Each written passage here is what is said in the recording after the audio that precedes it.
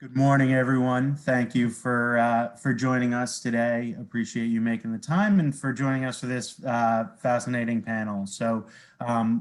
I just want to start this morning off saying welcome from the ACSC and acknowledging and thanking our sponsors for making our annual conference possible here. Zscaler is our lead partner sponsor for this conference. Randori and Cyber GRX are our panel sponsors. Foley Hoag and Morrison Forrester are our general conference sponsors. So we're grateful to all of them for helping to make this possible and supporting the ACSC, our mission, and being able to help us put on interesting panels like this morning. So I want to take a moment just to give a few updates to folks. We are recording this morning's session as a public session, and we'll be making it available afterwards for folks who weren't able to join us live. During this session, we are going to encourage folks to use the Q&A function at the bottom of your screen to submit questions for the panel. We have a bit of time at the end where we will take some audience questions. So as you're thinking of them through the session, put them there into the Q&A. And then with that, I'd like to turn it over here to my colleague, Executive Chairman of the ACSC, Bill Gunther, to give a bit of framing and to introduce our panel. So Bill, if I may turn it over to you. Great. Thank you, Jim. Welcome all. And I wish we were all in person, which was intended as our 10th annual conference, originally scheduled for November 12th, which will be the final session we run. We've replaced it with these 6 panel discussions around a set of key issues where ACSC has been focused, and this one of particular interest. I'm glad it's 10 o'clock in the morning, so hopefully you're not all zoomed out already. And again, very glad to have you here. We're very pleased to have 4 individuals who've been good partners with us in various capacities. Mahi Dhandham-Sethi, Chief Technology Risk Officer at State Street, Sam King, CEO at Veracode, Jim Routh, the Senior Executive in charge of Information Security at MassMutual, and then moderating John Chesto, Business Reporter at the Boston Globe, whom I've known for 25 years, I think, John. We got into this issue a couple of years ago with a report I refer you to about the governance role boards play with cybersecurity, leveraging board governance for cybersecurity as part of a series of what we're calling collaborative defense best practice and research reports. I interviewed 20 of our CISOs and 3 national experts. So our report was very much from the CISO perspective of working with management and boards and driving the cybersecurity agenda. We organized, Jim, the next slide. Got it. We organized the findings from the interviews into 5 key elements in terms of the CISO and cybersecurity risk relationship, both at the senior management level. The board was focused on the board relationship, but we're here to talk about cybersecurity in the C-suite as well as at the board level. And the first 2 are fairly obvious, which is that the board needs to play a strategic risk role in cybersecurity and shouldn't be spending all its time on operational issues, which too often becomes the case.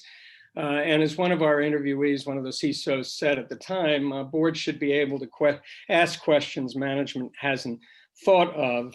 The conclusion from the great majority of our CISOs was that boards, for the most part, were not sufficiently educated yet to do that. And again, too often, the discussions devolve into operational issues. So that gets to the second key element, which is the opportunity to build board expertise and the role of senior management and CISOs, risk officers in doing that. And the last three elements are really all in a similar vein, which is the key takeaway being that cybersecurity, and I know you're all aware of this, should not be viewed in a silo and is really part of a larger context of business decisions about data opportunities, digital transformation, and the relative balancing of the opportunity against the risks. That's the kind of discussion that ought to be happening at the board level and too often is not. So that means, again, number three, aligning the board role with corporate structures, integrating cybersecurity and the CIO function and presenting together. And number four, taking that context and putting it into the budget situations. The next best cybersecurity investment may not be in the cybersecurity budget. It may be retiring legacy systems in the CIO's budget. Again, don't put cybersecurity into a silo. And finally, the consistent message we've heard that we need a new set of cybersecurity risk metrics, new risk frameworks that have an historical basis to them and provide a context for again, these large scale business opportunity and risk discussions. So with that, let me turn it over to John, and thank you very much again for participating. Great, thanks, Bill. I'm really looking forward to this conversation. I think one thing that I've heard from a number of business leaders is that cybersecurity has only increased in importance since the pandemic hit. I know we're not really here to talk about COVID-19, but I would say that the work from home world has put an added emphasis on and importance on everyone's job who's involved with cybersecurity. And so it's something to keep in mind as we delve into the questions. Now, I'm going to be picking the brains of the panelists on various issues raised in that report. And so, it may come up that things have changed since the report was last year. Maybe things in terms of how you handle cybersecurity may have changed as a result of everyone working remotely. And so it'd be good to hear about that issue as well as it relates to some of these questions. But you don't want to hear from me, you want to hear from these brilliant panelists. So I'm going to dive right in. With the first question, really it's about communicating with the board. I'd like to hear from the panelists about how you communicate with the board. How should the top cybersecurity officers at companies be communicating to the board, and how does that differ from communicating the issues with management? And I guess maybe we can start with Jim, and you can tell me a little bit about do you communicate directly to MassMutual's board, or is it all through the management structure first? And is there a different approach that you take for board communications versus management communications? Yeah, so thanks, John. I appreciate it, the question. So a couple of things about a board structure. First of all, typically there's a forum for the entire board, and that's typically done once a year for an enterprise for cybersecurity.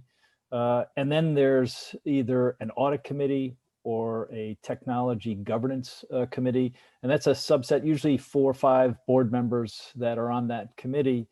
And they typically have more frequency. So it could be quarterly cadence or biannual cadence. It'll depend, but that's a little bit different. And so when we talk about communication to the board, it's important to understand that the dynamic with the full board is different than the dynamic with the audit committee or the technology governance committee or whatever committee focuses on cybersecurity.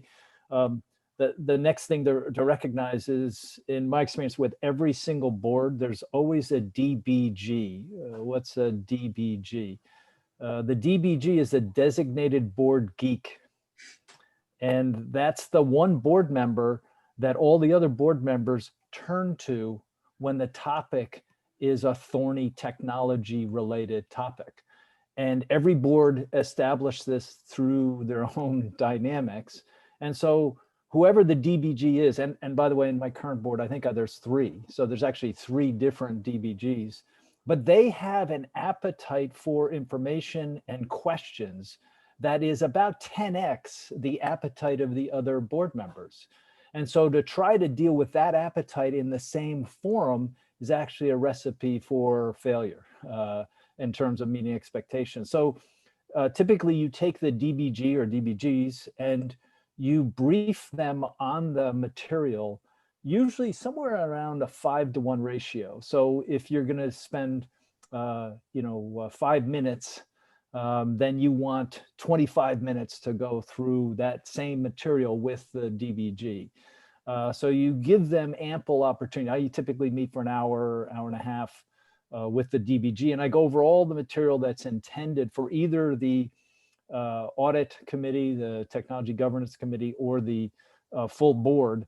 And I let them ask the questions. I'll answer the questions during the board meeting. Often what will happen is a dynamic will occur where the natural DBG will emerge and answer the question for another board member. And that's actually healthy. That's actually helps the CISO. But we have to recognize that board members are interested in protecting their own liability. And to the degree that they have a higher sensitivity to cybersecurity, that's why, because they take their responsibilities seriously. And so we as CISOs, we need to put information in bite-sized chunks for them to digest. And that's our job to do that. And then to use the DBG to help ferret out some of the nuances and frankly, answer some of the tough questions. So that's kind of been my experience. That's great, Jim. Mahi, how do you approach it at State Street? Do you have a DBG over there that you rely on? Yeah, so thanks, John. So from our perspective, we have board members who are specialists in cyber. We used to have some board members who had security clearance.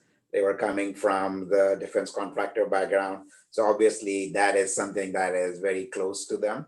And to Jim's point, they are the ones that the board would naturally turn to for a specialist knowledge regarding cybersecurity, right? So I think that same dynamic.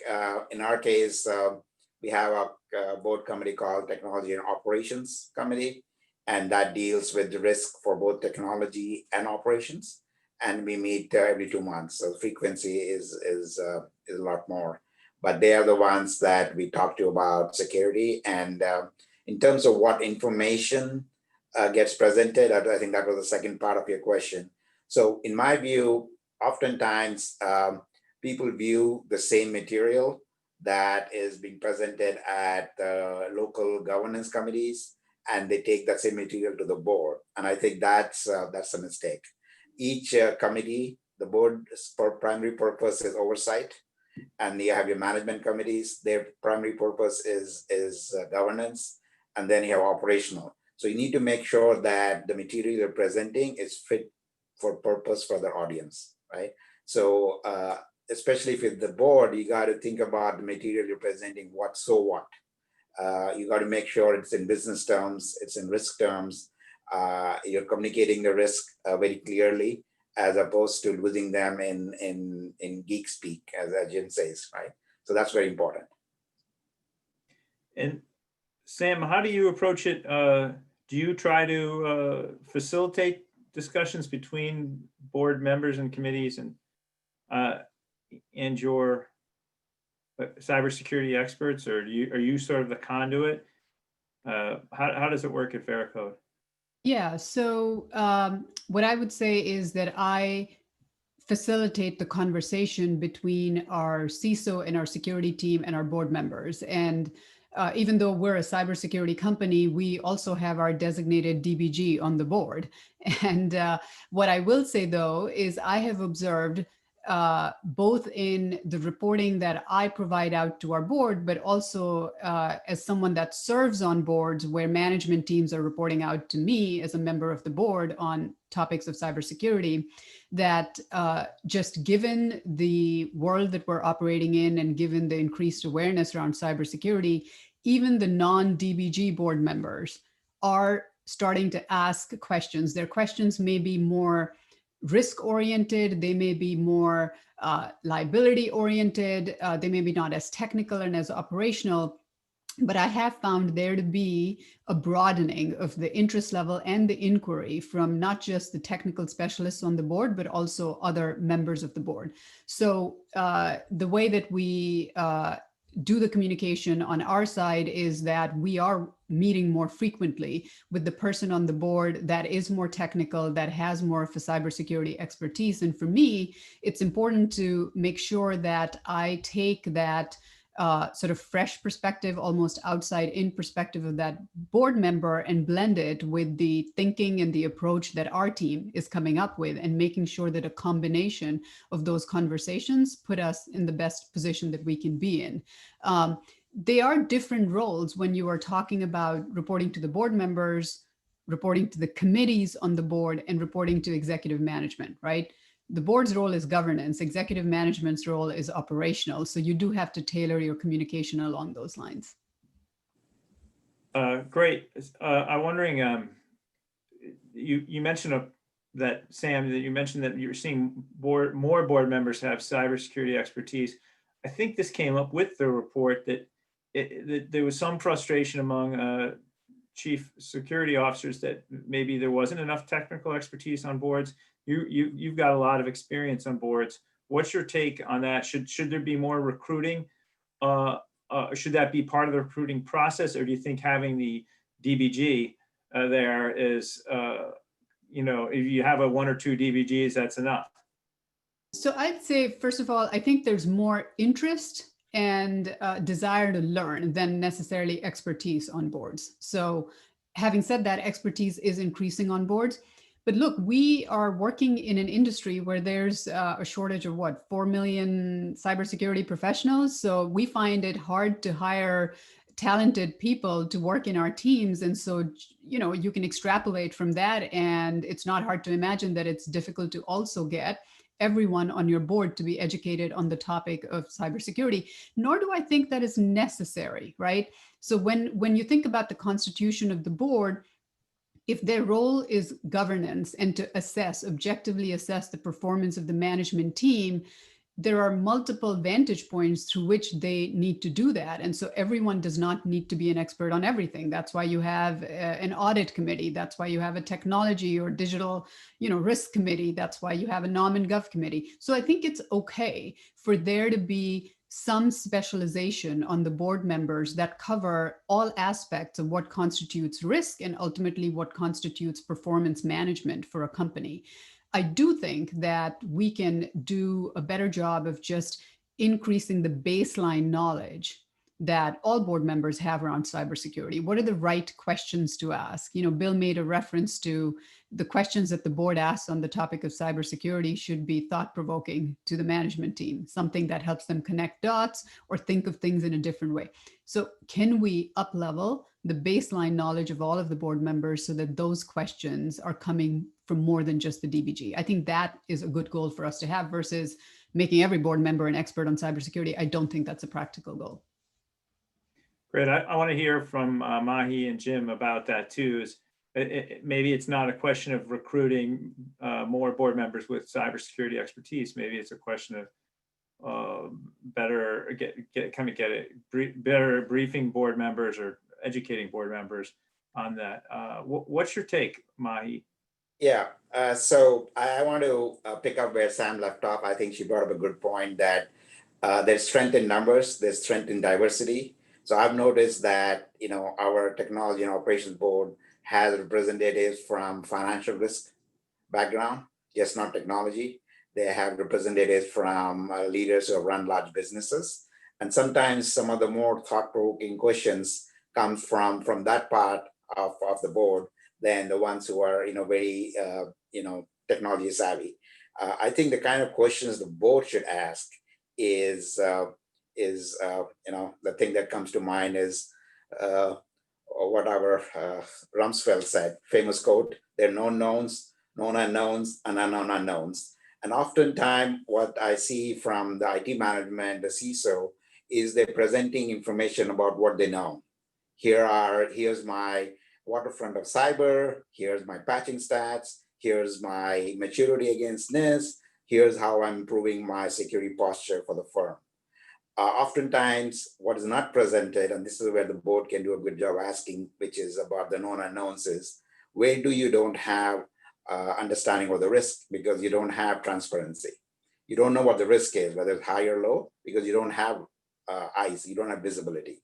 Examples are you just bought a new company, so you actually have no idea on what the risk posture there is. So are you communicating to the board the known unknowns, the areas where you as a CISO or as an IT leader need to do more to get transparency into what the risk is? I think that's important from a board's perspective to ask that question. Others, we have what we call an executive session, where myself and the CISO and others may have a meeting with the board members without any other management there, because typically as companies are organized, there is going to be inherent conflict. If the CISO is reporting to the CIO, there might be a conflict between the CIO organization and the CISO, because obviously the CISO's responsibility is to make sure the security posture of the firm is better, but sometimes that runs in conflict with how operationally fast things can be done. And I think the board sometimes wants to hear that without the line level management above the CISO being in the room, so they can hear that. They can also get that from the risk function, which is my role. I don't report into, I report in the chief risk officer, so we have an independent line of reporting. So I think that's something the boards can do. Ask about the known unknowns, have a separate meeting with the CISO and say, hey, are there any things that are inhibiting you from moving at the speed and pace you want? Great. And Jim, what's your take on it in terms of, I mean, you've got 3 DBGs on your board. That's seems like a pretty good number. Should you have more? Or is there some other way that you think the CISOs and other cybersecurity experts within the organizations can kind of prep boards and get them ready for this these technical discussions? Yeah, so I don't necessarily recommend going out and recruiting cybersecurity expertise just for the sake of having that. I think if you have a board of 12, board members, 15 board members, and you have no cybersecurity expertise, that's a gaping hole that needs to be addressed. But other than that, I think understanding consumer digital, experience is actually more relevant. And if you understand that from a financial aspect, great. If you understand that from a customer experience standpoint, great. If you understand that from a product perspective, that's great. But understanding something, if you're in the consumer business, or if I was at Mai's business, understanding relationships between custody of assets and institutions, that would be, and that could be in a different part of financial services, or it could be in a different industry, but you have to understand kind of the B2B context. And that's probably more essential than actual specific cybersecurity expertise for a board member. The reality is, first of all, board members today go to classes to improve their skill through NAECD or other associations. And I've been doing cybersecurity classes for probably 5 years for board members. And so they're reskilling and retooling themselves at a pretty significant pace. So that will give us more board members with cybersecurity expertise. The other point that I think is important is, and that's level setting with a board. My first gig in cybersecurity was actually as a CISO at American Express, and frankly, I didn't know what I was doing. So my CEO at the time said to me, "So we're not going to have any cybersecurity incidents, is that right?" And me, being the neophyte, said, "Yeah, that's right, Ken. We're not." And so he repeated that to the board during one of the board meetings. And in retrospect, I look back on that and I said, Routh, you idiot, what what were you thinking signing up for that? Because that's not very far from reality today. So I literally open every single first time I talk to a board, and I did so the full board recently at MassMutual, and I said, let me remind you what cyber resiliency looks like. It means that you recover quickly when you have security incidents and you minimize the business impact. And by the way, that's as good as it gets. That's if you have a world-class, cybersecurity program. That's it. That's the end game. So this whole notion of never having cybersecurity incidents, you need to dispel and manage that expectation right from the get-go, because for any large enterprise today, it's just not realistic. It's, the attack surface is too large, and there's too many, we have incidents every day in a large enterprise, and that's kind of the nature of the beast. So how well you demonstrate resiliency across the enterprise is how you respond to those kinds of situations. And it's not just the security operations team or the cybersecurity function.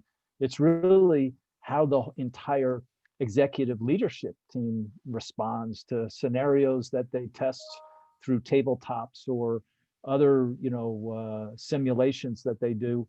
That really leads to better practices for responding to cybersecurity incidents. And I think every enterprise at any level of maturity today has to recognize that incident response for cybersecurity, it has to be a fabric for the entire enterprise. It's not just a siloed function in IT or in cybersecurity.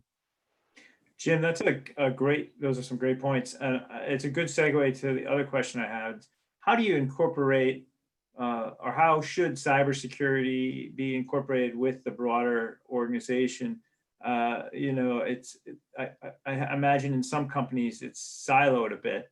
It's the IT guys over there, and yet almost everybody has some role to play, and it affects almost everybody. What's your sense on how it should be incorporated in the management structure, and how it should be incorporated in terms of management strategy and policy, and thinking about company decisions? So we might as well start continue with you, Jim. Sure. So I believe in the David Letterman School of Cybersecurity. And if you're not familiar with that, that's the top 10. So you identify your top 10 cybersecurity risks, and you broadcast that broadly across the enterprise, specifically with senior business leaders. And you say to them, these are the enterprise top cybersecurity risks. Therefore, we will allocate our resources as an enterprise towards the top risks. And what does that mean? It means that the cyber risks that are on 10 through 20, we may resource starve the initiatives and projects associated with them. And by the way, that's okay, because we're going to allocate our scarce resource to the top cyber risks in this order. So that's kind of a way of recognizing that the most important decision made in an enterprise related to cybersecurity is the allocation of scarce resource to the highest risk. And if there's not consensus on the highest risk, good luck with that, right? There are many situations where you have 3 different cybersecurity professionals, come into a meeting, and you ask them, what's the risk of this architecture? And you get 3 different answers. Oh, it's a software security risk. No, that's a network risk. No, it's the data. It's all about the data, right? And of course, there's some degree that they're all right. And there's probably some overlap in what they're saying. But the business executive listening to that basically says, all right, I'm going to pick the middle person because I like their answer the best. So I'm going to go with that, right? Which is not the way to make the right decisions, right?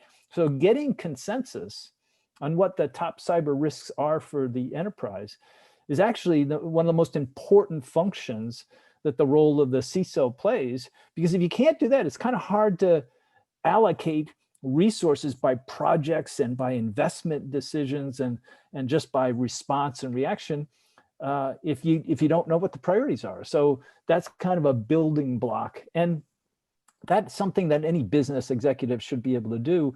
Like, for example, one decision is, do I shrink the attack surface for the enterprise, or do I protect the attack surface for the enterprise. Now, what's the difference? So actually shrinking an attack surface costs less money to the enterprise.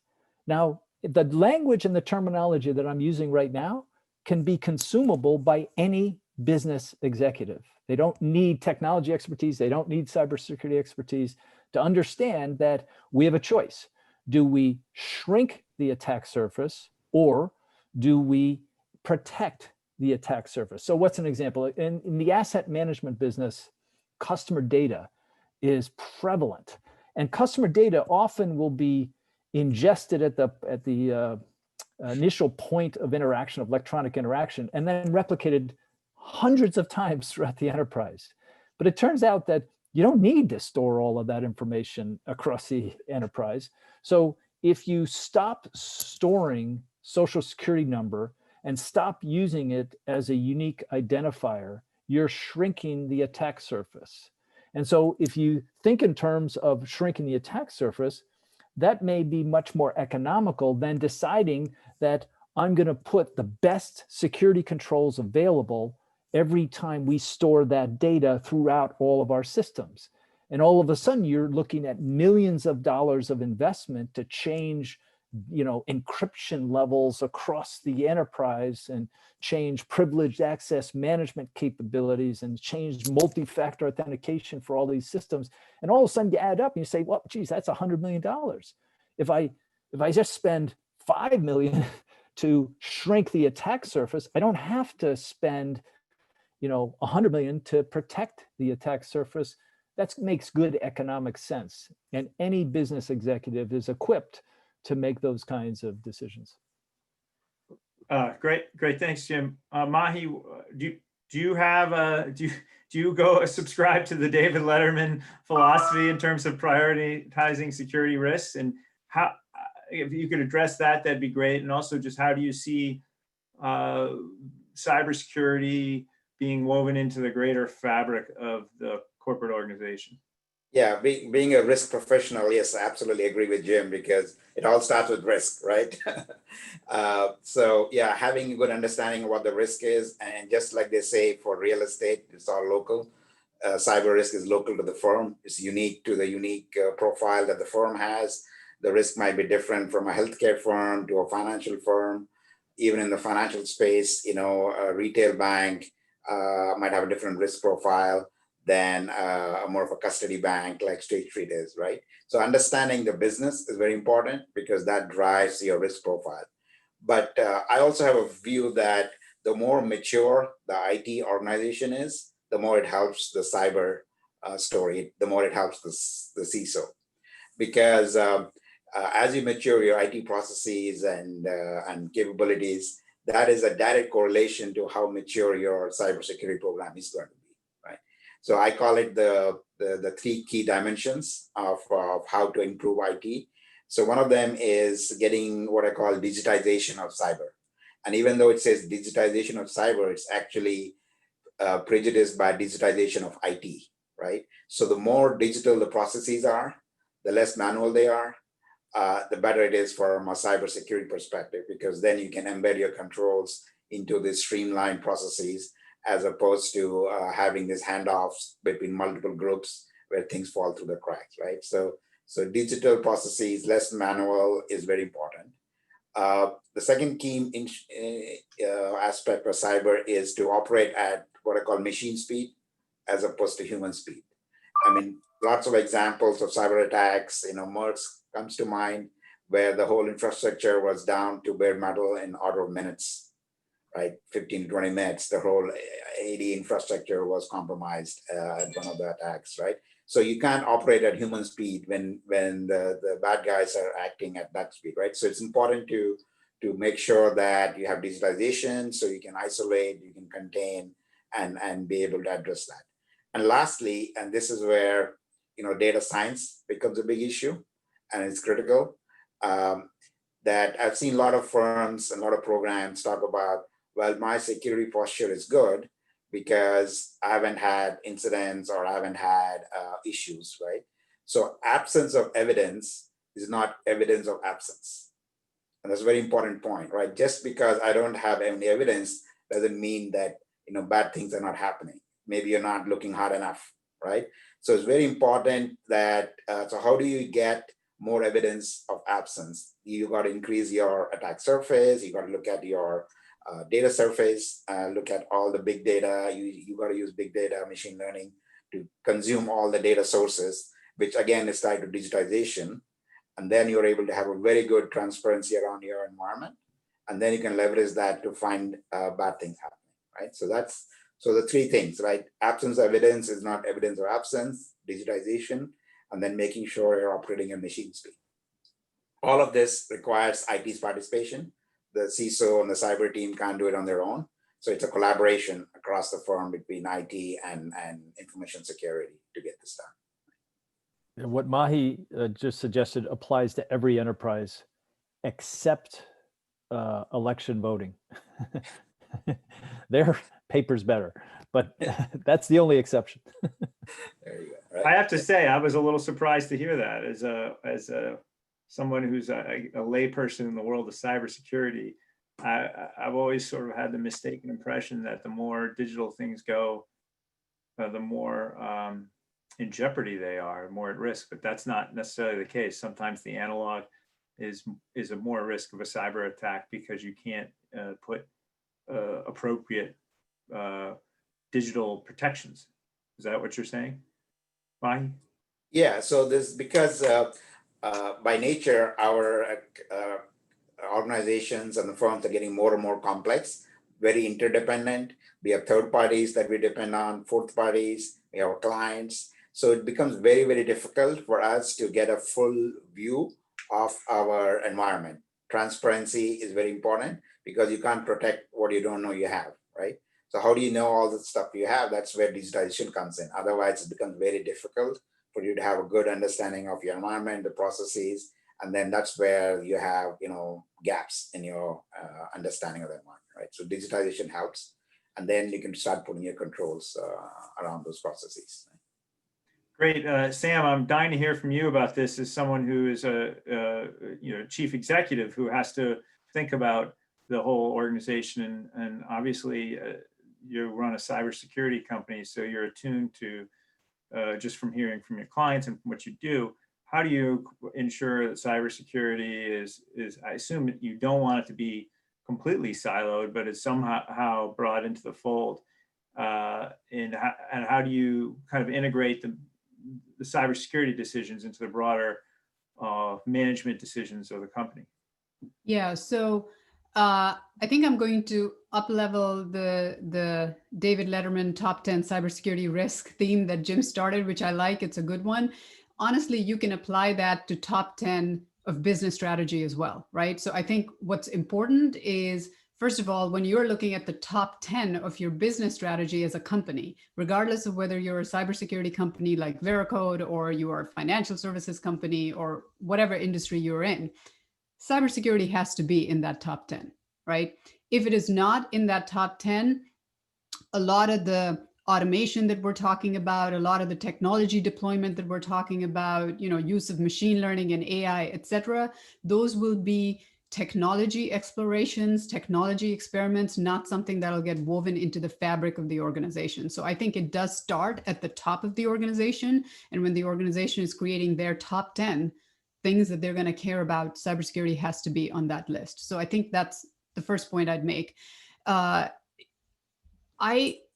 have always looked at the cybersecurity function as one that needs to have authority, autonomy, independence, but integrated, right?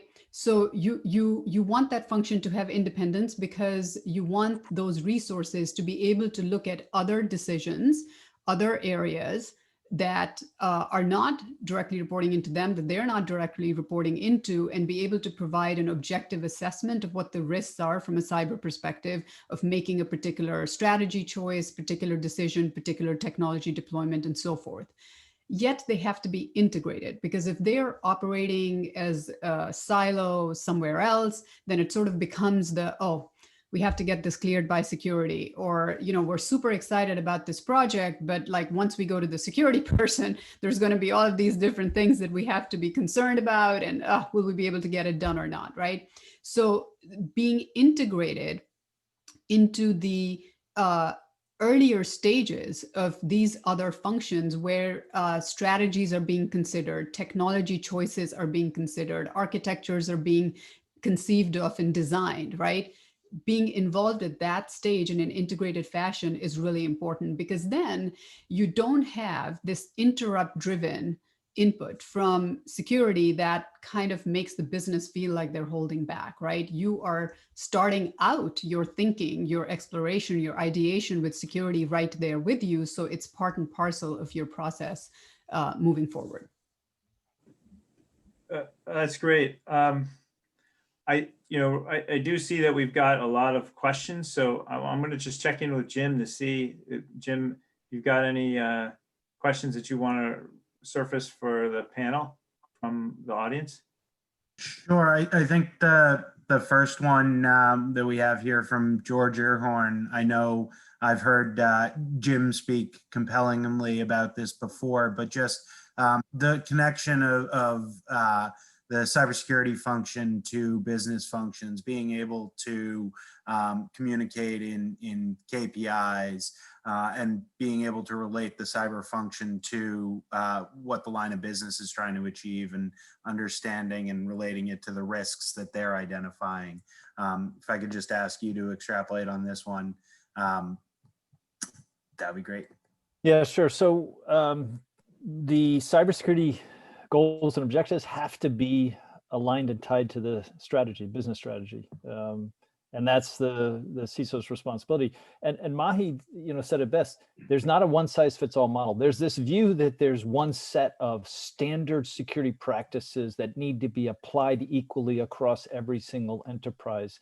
And we in the cybersecurity industry, we've pretended that that's been the case. That's why we use standard, risk frameworks, because we assume that the same set of standard practices are absolutely essential across every single enterprise. And when auditors and regulators look at enterprises, they make that baseline assumption. And we do that because we want consistency in practice to get maturity of practice and maturity of control capability aligned and consistently measured. So it's a healthy, intent, but it's not at all practical. Every single enterprise has a different attack surface, and therefore the priorities are fundamentally different. So if one business is deciding that they spent 15 years building out a legacy platform, an IT stack that is woefully obsolete by today's standards, and they choose to invest in building a new strategic platform, maybe a cloud-first model, a DevSecOps kind of CI/CD pipeline, which is very fashionable from a technology perspective today. And they're creating this really open, standard, flexible platform to replace the legacy systems that they have. They spend millions of dollars doing it. It's going into production, next month. And it will be phased in over the matter of a year or two. If the cyber leader is saying, hey, we have to fix this COBOL code that's running in the mainframe here, because I think I found some vulnerabilities in that software vulnerabilities. We really should address that. And you scratch your head and you say, did you say COBOL on a mainframe? Like, we don't even have people that know how to program in COBOL anymore in a mainframe. Why is that such a risk?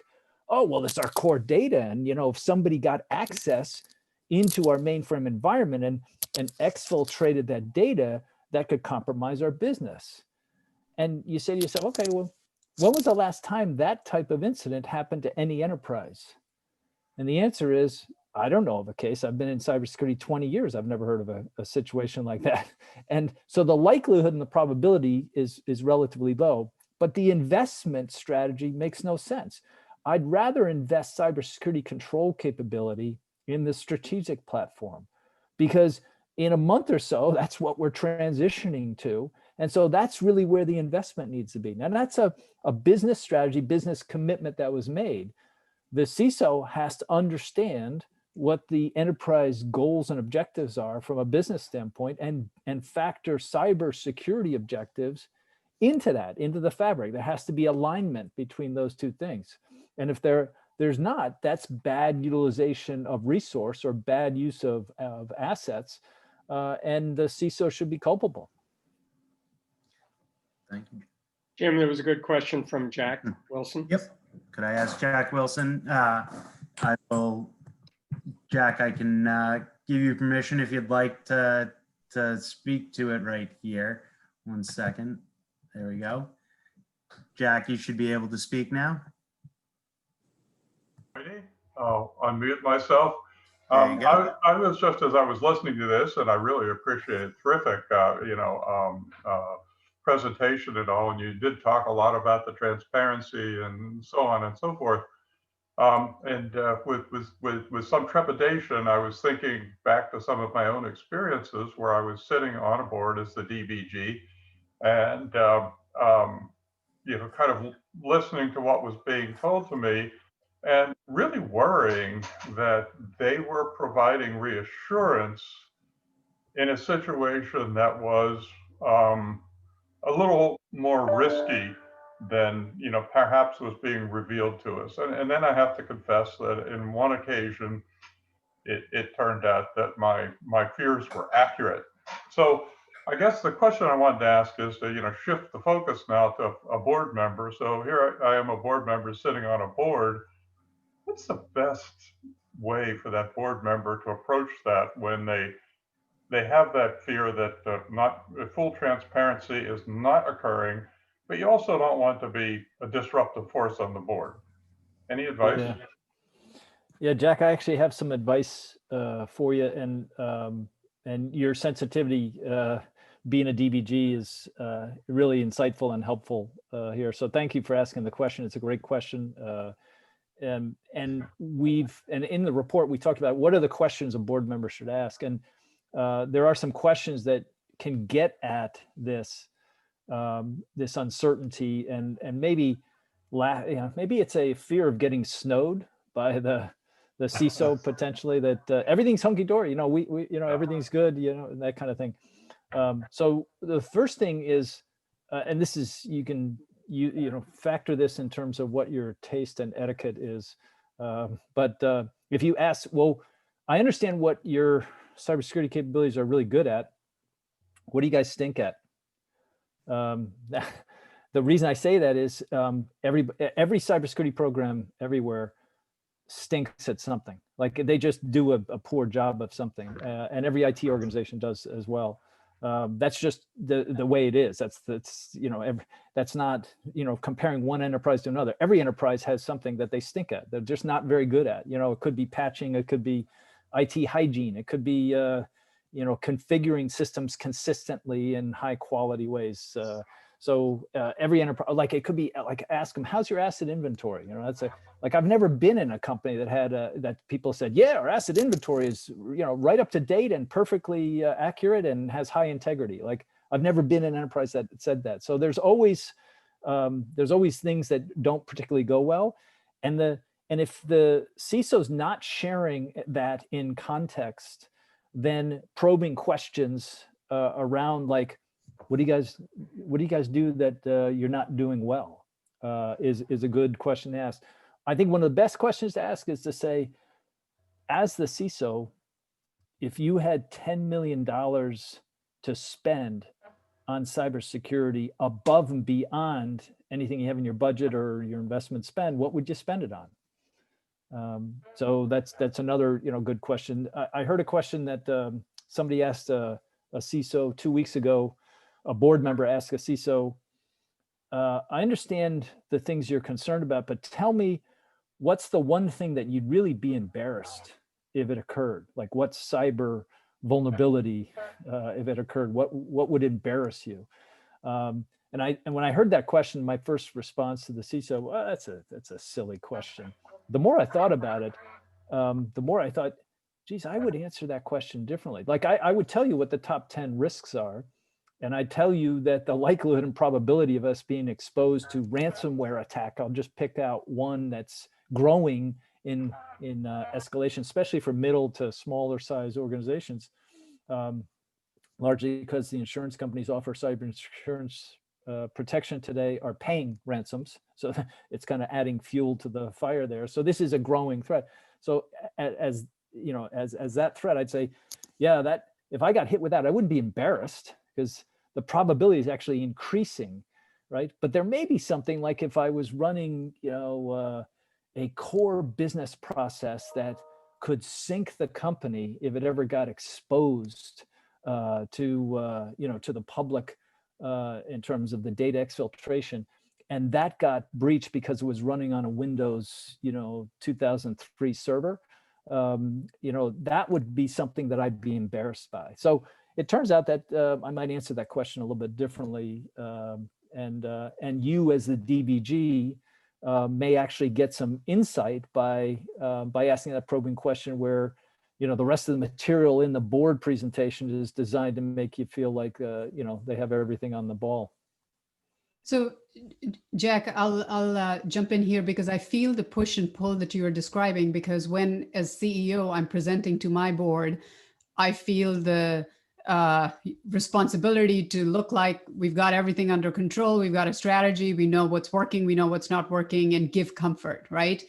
Yet when I'm serving on the board and I'm listening to the management team present to me, I am trying to get at essentially those areas of gap, right? So it's an interesting dynamic. And I might suggest that some of this has to do with the broader board dynamic. And I don't know which boards you've served on or were referring to, but I wonder if some of your peers on the board may have had a similar feeling about whatever area they were responsible for, right? So this may not be a feeling that is peculiar to just the cybersecurity side of things.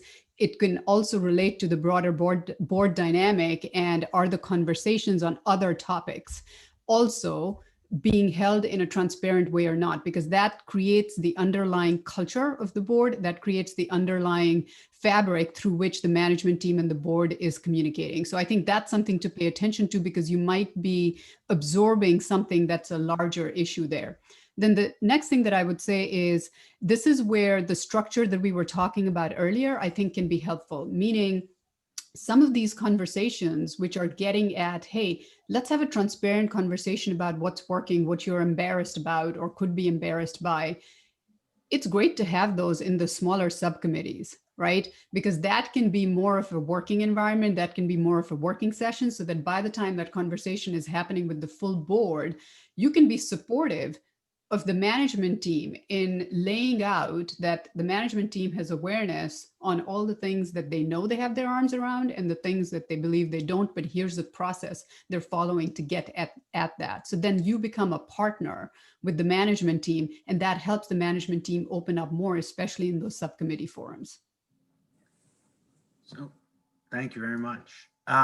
So picking up on that a little bit, Sam, and moving the focus from the board to the C-suite and to the management team, just picking up a question here from Stephanie Helm, the director of the Mass Cyber Center, asking, do you see competition between the CIO and the CISO for resources? Would you characterize the relationship as adversarial or competitive, cooperative? If I could. So I don't know if the question was directed at me, but as someone that has to, you know, approve budgets and disposition money, which ultimately is really the main thing that the C-suite is doing, you know, there's competition for every dollar across all functions at some level. And so I would take it back to the top 10 list that we were talking about earlier. So I think if there's clear articulation of what are the top 10 things or top 5 things, whatever it is for your organization that matter to your organization, and that cybersecurity is on that list, then right off the bat, you create a more level playing field between the dollars that cybersecurity can have and the dollars that other areas, the CIO's function or marketing or any other function can have, right? So I think it does stem back to articulating to yourselves what are the most important things that matter, and then the rest of the process can become a lot easier. And I think the way to de-silo those organizations, the way to turn what could be unhealthy competition into collaboration is to maintain autonomy of those functions, but to make sure that there's integration, that they are talking from day one. They're not talking to each other after certain decisions or certain budgeting decisions have already been made in one area or the other area. So what I like to add to that is one important thing to keep in mind when we talk about the top 10 list or 5 list is people or companies trying to think of them as we want to enter new markets, we want to develop new products, or we want to do new projects. And often what is missed is the foundation, which is maturing the processes, right? You will never see, most probably, I want to mature my IT processes across the company, the top 5, but it's foundational. Without that, none of the other happens. So it's important to keep in mind that we are not getting very narrow-minded in terms of looking at projects, markets, segmentation. We're also looking at increasing the hygiene and overall IT processes within the company, because that helps cyber, right? Great point. Great. I think, unfortunately, we're running out of time here. This was an awesome discussion. Thanks so much to the panelists. I learned a lot. In fact, I probably will take the David Letterman approach to prioritizing stuff in the newsroom at the Globe. I think you can obviously take that concept and apply it in many different places, including in cyber. I hope everyone in the audience gleaned at least as much as I did from this discussion, and I hope we'll get a chance to talk to the panelists again sometime in the future. I'm going to hand it over to Jim just to have the final word. Thank you very much. And Bill is here with me as well. We appreciate everyone making the time today. Again, just want to acknowledge our sponsors for the entire conference. This is our 10th year, our 10th annual conference. So we're really excited. We are sad that we're not in the room all together. It's usually a fantastic event, but so far these have been very successful digital sessions. So appreciate you joining us. Appreciate the support from our sponsors, Zscaler, Randori, CyberGRX, Foley, Hoag, and Morrison and Forrester. And then I'll make note, I've put it into the chat function here. Our next public session is November 12th in the afternoon. We have an exciting panel. Folks from Ron Hanley, CEO of State Street, Corey Thomas, CEO of Rapid7, and Cindy Peretti, the CEO of Foundation Medicine, are all set to join a panel to talk about the future of the Massachusetts economy. And they will be delivering their comments as a briefing of type to Secretary Michael Keneally from the Commonwealth. So it's a chance for us to further demonstrate our partnership with the Commonwealth. They're an essential member for the ACSC, and we really we put them front and center. So thank you all to our panelists for joining us here today. This was a fantastic conversation. Really hope everyone took away from it as much as I did. And with that, I'll give it to Bill for the final minute here as we close at 11 a.m. Thanks, Jim. And just to reinforce your comments, a terrific panel, really interesting perspectives from all of you. And thank you, Jim and Sam and Mahi and John Chesto, good friend, and appreciate it. Wonderful job. Look forward to following up on these issues. This issue is not just about driving the cybersecurity agenda. It's about communicating it to multiple audiences, boards, but also employees, customers, and the larger public. And it's an issue that will continue to be important to us, and we look forward to working with you going forward. Thank you. Thank you all. Everybody. Wonderful Thank day. you, everybody. Everybody. Thanks. Well done.